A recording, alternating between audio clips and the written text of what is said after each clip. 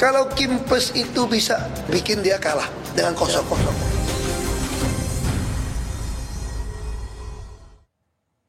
Selamat malam. Saya sudah bersama pendiri lembaga survei Saiful Mujani Research and Consulting, Profesor Saiful Mujani.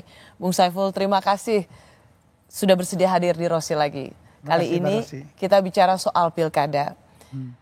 Ada koalisi Indonesia Maju yang berhasil menang di Pilpres kemarin. Dan memang harus diakui landslide. Koalisi yang sama ingin diteruskan di pilkada yang sebentar lagi akan kita laksanakan bersama. Sebelumnya banyak ketua umum partai politik, politisi mengatakan nggak bisa. Apa yang terjadi di Pilpres tidak bisa terjadi di pilkada. Tetapi sekarang pada saat kita berbicara saat ini rasanya Koalisi Indonesia Maju Plus itu seperti di depan mata untuk menyapu bersih kemenangan di pilkada-pilkada. Apakah Anda juga melihat hal yang sama? Ya, jadi dengan gambaran dan perkembangan yang terjadi sampai hari ini, Mbak Rosi, saya bahkan melihat pilkada ini adalah kelanjutan dari kontestasi nasional yang belum berakhir dan bahkan semakin tidak berimbang. Semakin tidak berimbang? Semakin tidak berimbang. Secara umum ya kesan saya. Setidak-tidaknya dalam Pilpres Mbak Rosi dan juga pemilu legislatif jelas ya, masing-masing partai relatif otonom. Okay? Tapi di Pilpres kan ada koalisi partai. Dan koalisi itu pun dalam Pilpres kita melihat relatif adalah kontestasi. Gitu ya. Ada persaingan, ada 3 blok lah kita tahu lah. Bloknya Pak Prabowo, bloknya PDI Perjuangan, dan bloknya Amin. Dalam hal ini Anies ya, dalam hal ini. Dan Muhaimin. Dan mereka bersaing dalam hal ini.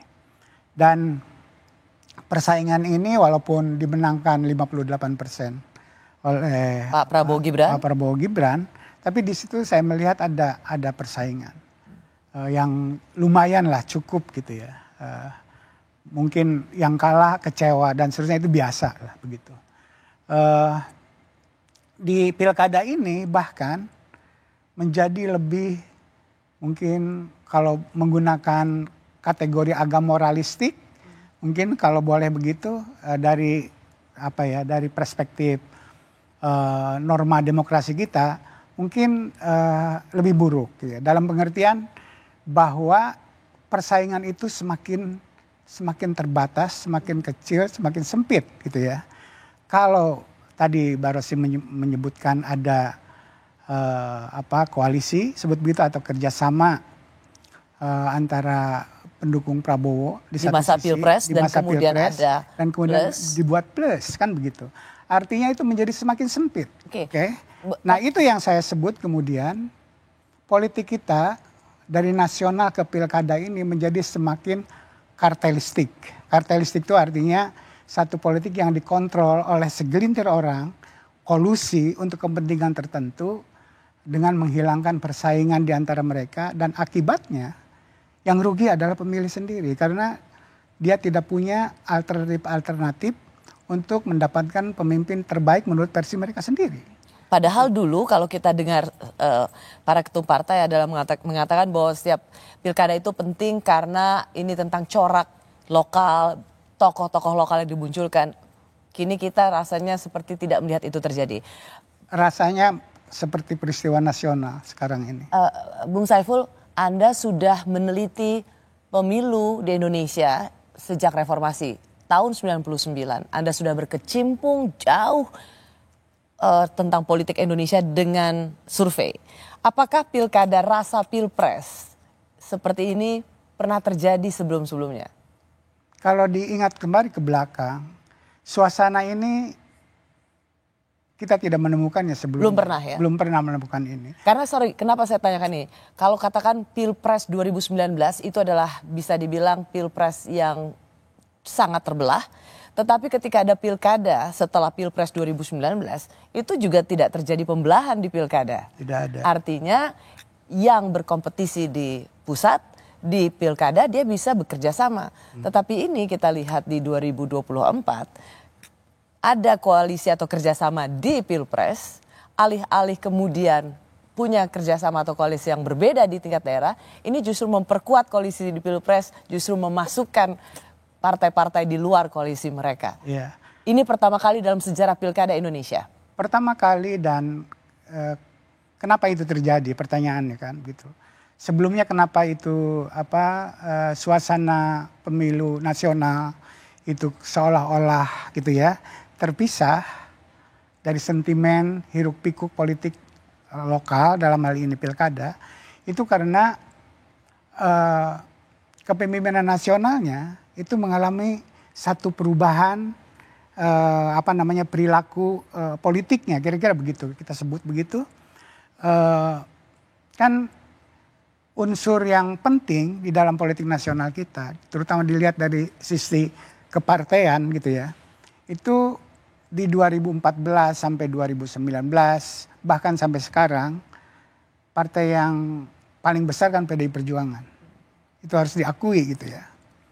Nah di 2014 di 2019 tidak ada sesuatu yang dirasakan bagaimana hubungan presiden dengan PDI Perjuangan. Itu yang membuat keadaannya biasa-biasa saja seperti zamannya Pak SBY waktu itu jadi presiden, suasana pilkada adalah pilkada, Itu hajatnya rakyat di daerah. Tapi apa hubungannya ketika 2014, 2019 antara dua tokoh ini, Ketua Umum PD Perjuangan dan Presiden Pak Jokowi ikut mempengaruhi pilkada 2024? Apa hubungannya? Saya belum menemukan relevansinya. Kan hubungan PDI Perjuangan dengan Ibu Mega, dengan PDI Perjuangan dengan Presiden, kan tidak seperti 2019. Sekarang terjadi perubahan yang kita lihat semuanya, rakyat juga menyaksikan. Dan itu memiliki konsekuensi. Punya konsekuensi yang sangat serius. Jadi intinya kalau mau disederhanakan Mbak Rosy, pilkada ini menjadi arena pertempuran antara PDI Perjuangan sama Presiden Jokowi. Presiden Jokowi. Jadi pilkada ini adalah... Dan sebelumnya tidak pernah terjadi peristiwa semacam ini. Itu yang membedakan mengapa pilkada ini terasa berbeda seperti pilkada-pilkada sebelumnya. Right. Katakanlah 2014-2019 setelah Pilpres.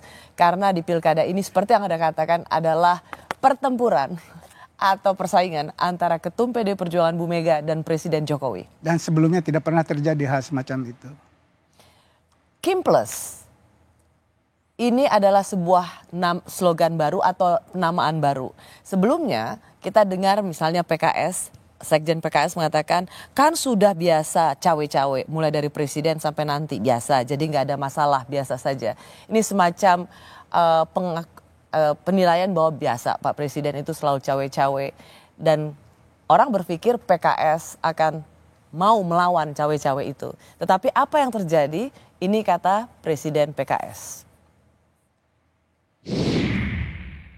Untuk Pak Dasko khususnya dan Gerindra, ajak-ajaklah PKS.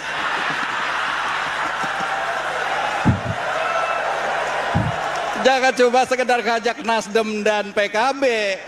PKS ditinggalkan sendirian. Menurut Bung Saiful, apa yang mendasari perubahan pernyataan yang sangat bertolak belakang ini? Menilai Presiden Jokowi cawe-cawe yang kemudian dijawab langsung oleh Presiden Jokowi. Saya tidak pernah cawe-cawe di pilkada, itu urusan partai politik. Tapi kemudian Presiden PKS mengatakan ajak-ajak dong PKS. Seolah sekarang ternyata bukan Kim yang membutuhkan anggota koalisi baru, tetapi PKS, partai politik di luar koalisi Indonesia Maju, justru merasa ingin dilibatkan di koalisi Indonesia Maju. Yeah. Apa yang terjadi pada partai-partai ini? Itu kan perkembangan agak belakangan, Mbak Rosy ya, pernyataan Ketua Umum tersebut. Setelah melihat perkembangan sebelumnya, teman berkoalisi dalam Pilpres, dalam hal ini Nasdem dan PKB, itu berada pada posisi yang tidak menentu. Okay? Tidak menentu artinya apa? Dia tidak punya sikap yang cukup jelas. Kalau PKS kan cukup jelas. Dia ingin walaupun mendikte ya, dia ingin Anies sebagai Mendikte calon. dalam konteks Anies dengan Sohibul Iman. Iya, itu kan tidak dibicarakan. Harusnya dibicarakan dengan PKB setidak-tidaknya misalnya PKB dengan PKS cukup sebenarnya berdua itu maju. Kalaupun tidak dibicarakan misalnya dengan Nasdem, sebutlah begitu ya. Nasdem juga tidak pernah mengatakan secara lebih jelas dia mau mencalonkan siapa. Oke. Jadi situasi ketidakpastian seperti ini dirasakan dan dihadapi oleh PKS. Gitu ya. Dan PKS, sehingga apakah itu artinya tidak ada pilihan lain selain maju atau selain masuk dalam koalisi besar di Koalisi Indonesia Maju? Politik realistisnya seperti itu. Jadi artinya dia tidak bicara tentang koalisi sebelumnya dalam pemilihan presiden. Sekarang sudah terjadi perubahan gitu ya, dinamikanya. Toh teman saya ini sekarang sudah tidak sesolid sebelumnya untuk mendukung Anies, kira-kira begitu. Dan Anies pun tidak bisa memberikan jaminan untuk menggenapi PKS. Jadi PKS dalam posisi yang tidak mudah. Kalau Oleh PKS karena tidak mudah, berarti itu juga bisa terjadi. Apakah kita bisa mengatakan juga sama dengan partai-partai lain di koalisi Amin seperti Nasdem dan PKB tidak punya pilihan lain selain bergabung ke Koalisi Indonesia Maju? Persis seperti itu. Cuman kan mereka dari awal belum pernah menyatakan secara eksplisit akan mendukung Anies. Bahwa itu terbuka iya gitu ya.